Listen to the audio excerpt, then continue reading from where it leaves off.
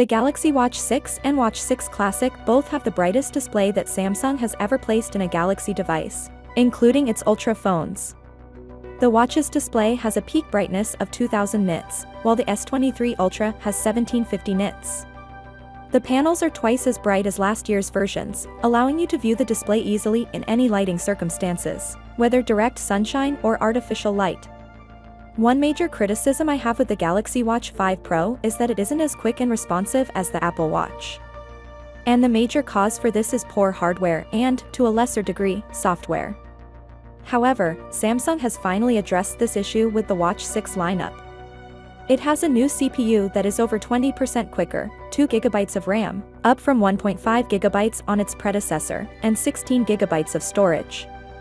It also has Google's latest Wear OS 4 and Samsung's One UI 5 software, all of which are nicely designed so that everything seems quick and snappy. The rotating bezel is back, as are narrow bezels, allowing for a larger display. The spinning bezel is a standout design element that sets it distinct from other smartwatches. On the standard Watch 6 and Watch 6 Classic, the bezels were also reduced by 30% and 15%, respectively.